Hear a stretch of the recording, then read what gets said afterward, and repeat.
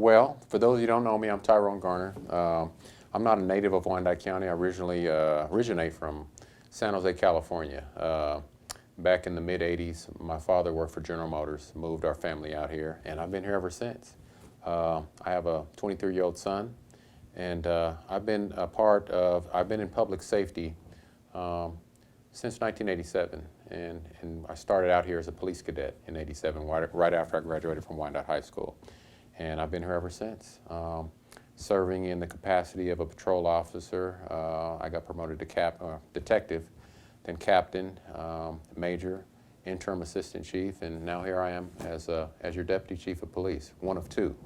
And I oversee the Bureau of Services, which basically is investigations, which is our detectives, your communications dispatch, your administration functions as far as record keeping, our IT function, and our victim assistance, chaplains, CSI, and things of that nature. So that's basically in a nutshell of what I do here. When I was at Wyandotte, I was in debate.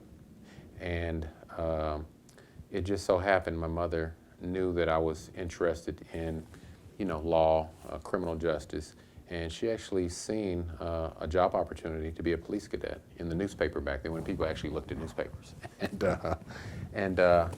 And the rest is pretty much history. I went down and I tested, and I was one of a very handful of young folks that were actually hired while we were still in high school.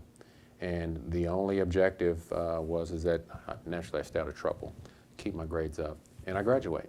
And after I graduated, a few days after graduation, I went to work with the Kansas City, Kansas Police Department as a cadet.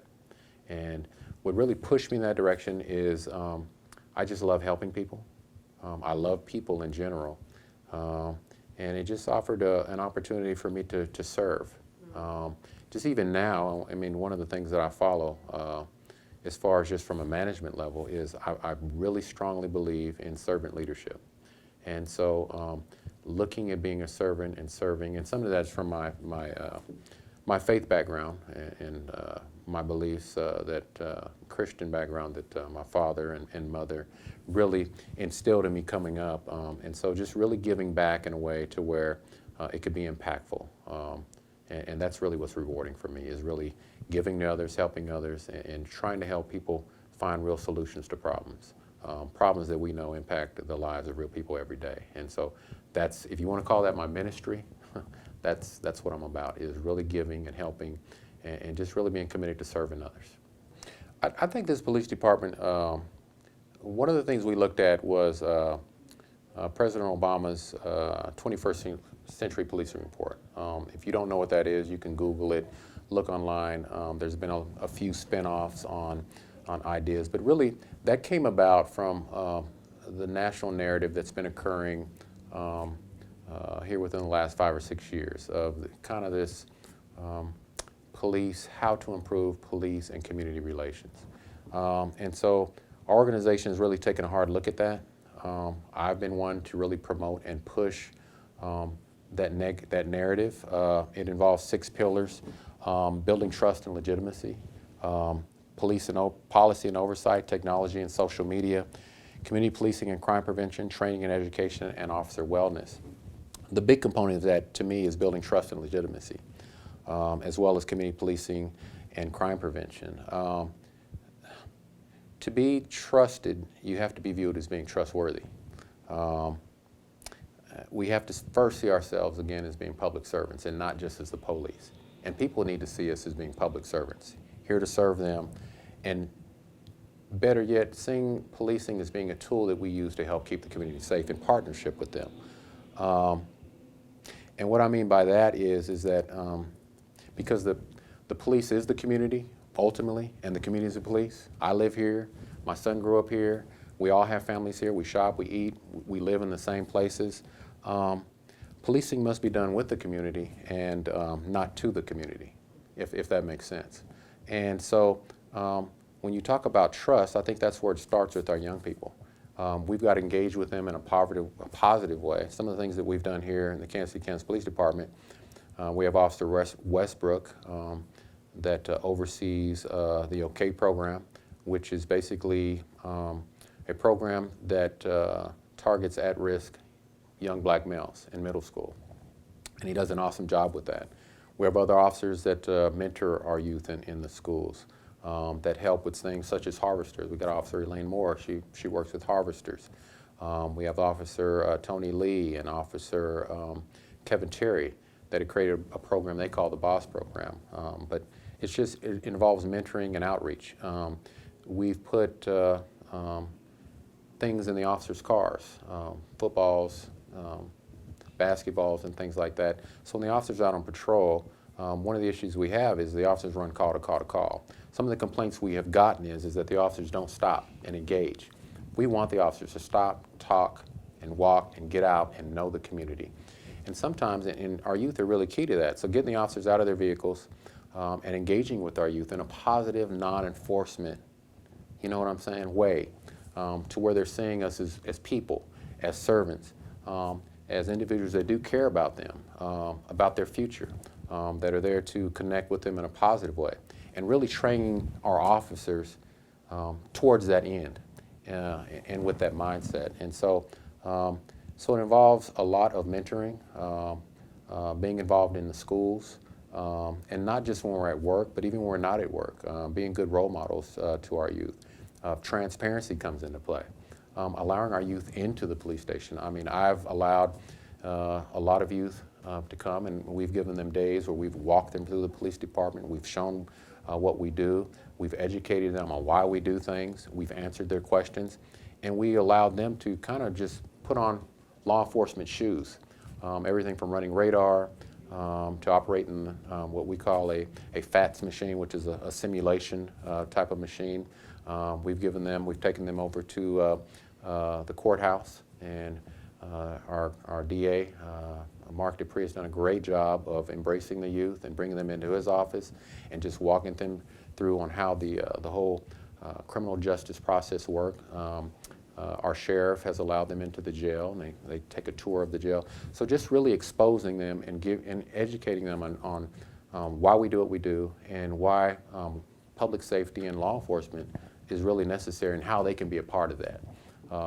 And just making ourselves available to them, but then again, to be trusted and you have to be seen as being trustworthy. We do a great job, at least we try, to try and listen to our youth and see what their needs are, and involve them in some of the things as far as decision makings of things that we do internally that may have an impact on them. And that is done a lot through those programs that I talked about from the beginning.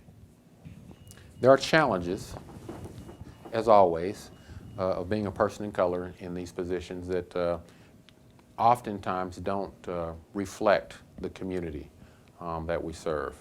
But, I mean, there is value in diversity. I've been one to push diversity. Anybody that knows me, I believe that diversity is key. And it's not so much about black and white. It's about having the right people in place. When you talk about public safety and being a public servant, how do we best provide service to our citizens?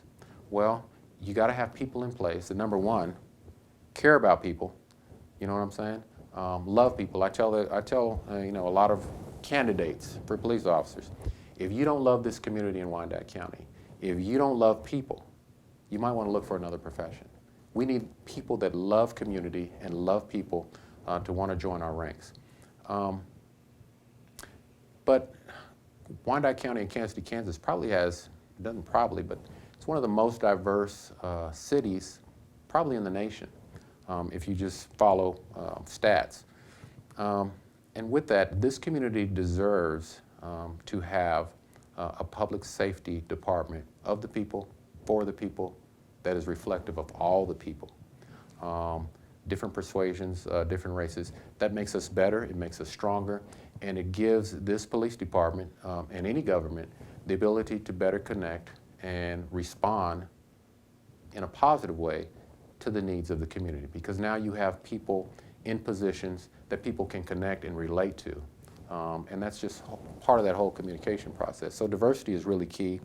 And so people of color, women of different persuasions, those are people that I think law enforcement, even here, we need to do a better job of recruiting and attracting and retaining individuals that better reflect our community. That's key if we're going to be successful at problem solving and keeping this community safe, because we're only as good as the information, the support that we get from our citizens. And if you don't have that level of trust and that support because of a disconnect, then you can't expect, I can't expect in a leadership position in law enforcement that we're going to be successful as I know we can be, had we not have had the diversity that reflects the dynamic within our community. Community policing was started, the thought process was started back in 1994. We really got off the ground in 1995, and I can say that community policing here in Kansas City, Kansas has been instrumental in not just building relationships with our citizens, but also reducing crime. Because again, it goes back to us not, those partnerships, us only being as good as the information and support and the cooperation we get from our citizens. So community policing is really key to that. And community policing really just involves us listening and partnering and really putting the needs and the interests of the community above ourselves. Not so much what we think the needs are, the interests are, but more so the community. And it also involves us not just looking at who we are as a law enforcement agency and individual law enforcement officers, but looking more so at who we should be based on what the interests and the needs and the recommendations of the community are. So being community driven is really key to that, and that consistent embracing of community policing and partnering with our citizens is what I believe, hopefully I'm answering your question, is really key to being successful in fighting crime and reducing crime and preventing crime and toning down the perception of crime here in Kansas City, Kansas, and Wyandotte County. It doesn't mean that we don't have issues and we don't have problems, but at least it sets the tone and gives us a roadmap on how we can work together to address these issues and build bridges and work on those pockets of distrust that we all know still exist right here in our own city of Kansas City, Kansas. And so I think community policing is really key to that. I mean, we all have a responsibility. It starts with me as an individual. I have to care, number one, about myself and my family or my neighborhood. Far too often I've been out in communities throughout Kansas City, Kansas, and there are pockets of individuals, they don't know who their neighbors are, and then you ask yourself, okay, if you don't know who your neighbors are, how do you know what's going on around you? Do you know that you might want to keep your door locked because maybe there's a rash of burglaries and that laptop sitting in your front seat, you're welcoming that thief that maybe we haven't caught yet if you leave your doors unlocked or if you leave that in plain view. So a lot of that is an individual responsibility of individuals getting to know their neighbors, joining their neighborhood groups, staying connected and collaborating. And then when you involve the police, getting to know who your community policing officer is. Get to know Tyrone Garner. Get to know who your police chief is, who your leadership is, and really work with us. And some of the things we've done as a police department is CPTED, which is crime prevention through environmental design. And that has some roots in the broken window theory. There's some history on that, and you can look that term up too. But basically, the perception of crime is as such that if you come out and you see abandoned houses, broken windows, cars sitting on blocks, the psychology of that is people tend to assimilate and respond and act in a certain way that is not dissimilar from their surroundings. So if you improve lighting, if you have clean streets and clean sidewalks, if you either tear down or board up that abandoned house that's, that needs to go, if the junk car on blocks is towed away, and you create an environment that is presentable, where I can feel good coming out with my family and walking my dog or my children and going to the parks, and that's really what that's all about. But it's not just a police problem. I mean, those are community problems. And too often, in my opinion, Sometimes we get caught up on trying to put more and more in the backpack for police departments to carry. And a lot of these issues aren't police problems. These are community problems. And some of these are social issues that often police departments, we deal with the symptoms. But I think we all have an obligation to look at the causes. What are the causes of these issues? What are the causes of these problems? And just from my experience, a lot of the causes are poverty, educational barriers, health, access to health, food deserts, disinvestment in communities that have traditionally been marginalized. So it's really incumbent on people to not just take that personal responsibility, but get to know their neighbors, get involved and collaborate with other like-minded individuals, to care enough about their community, to take action, to be willing to work with the police, and not just the police, but other community leaders. And then be having the courage to hold a Tyrone Garner, whoever your police chief is, whoever your city officials are, accountable to your interests and the needs that are obvious to you in your communities, and being able to work towards that end in a positive way. I think those are some of the first steps that need to occur, is just people coming together, working together, and caring enough to care about one another, and taking an interest in that destiny that involves their life as well as the lives of others and the future of our community here in Kansas City, Kansas. But that work is never done.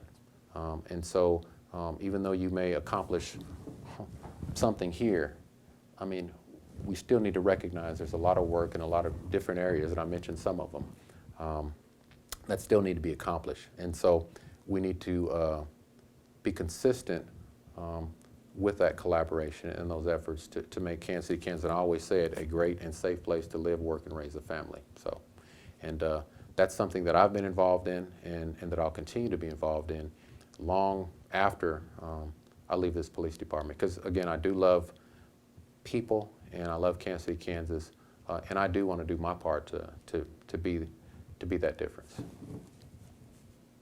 So we've talked a lot about. Hit on that. Okay. It really just involves the things that I talked about. Just staying engaged, knowing who your neighbors are, knowing who your community group leaders are, knowing who your governmental leaders are and officials, and making your voice and your interests known, and holding people accountable to those interests, and working with others to that end. But it's a collaborative effort.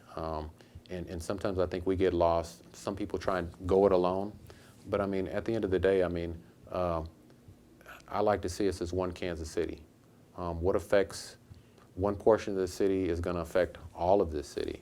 And when you talk about being one Kansas City, there's enough success and prosperity right here in Kansas City, Kansas, and Wyandotte County, where I've talked to people, and they know that that if we can work together, we can work together to eliminate the pockets of poverty, hopelessness, crime, and a variety of other issues that we know exist here. Because there's enough success and there's enough people that do care, and really just getting out, connecting with those people and working and holding people accountable to whatever the interests are in your neighborhood, on your street, or in whatever community that you reside here in Kansas City, Kansas, and working towards that end, and just being committed to that.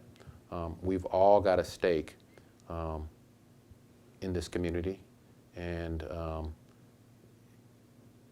we've got to recognize that, Tyrone Garner, Deputy Chief, I've been here since 1987. I've done my part, and I'm going to continue to do my part to make a difference, but people need to know that they are that difference. And I encourage everybody to be that difference in making Kansas City, Kansas what we all know it can be, which is a great city to, again, to live, work, and raise a family. It starts with love. I think that individuals, you got to have a foundation of love for one another, for this city, for the potential that exists in improving the destiny for everyone throughout Kansas City, Kansas, and Wyandotte County. There's a lot of work that needs to be done. There's a lot of good work that has been done. You've got Kansas City, Kansas is filled with great people doing great things each and every day. And I've met them throughout the years. I've seen Kansas City, Kansas evolve and transition to where we have, hope. There's opportunity. I believe the best is yet to come for Kansas City, Kansas. But we still have, again, pockets of poverty. You have people in some of these pockets that don't have hope. You have crime concerns. A lot of people are, when you talk about some of the symptoms that we deal with, but then you look at of crime, but then you look at some of the causes.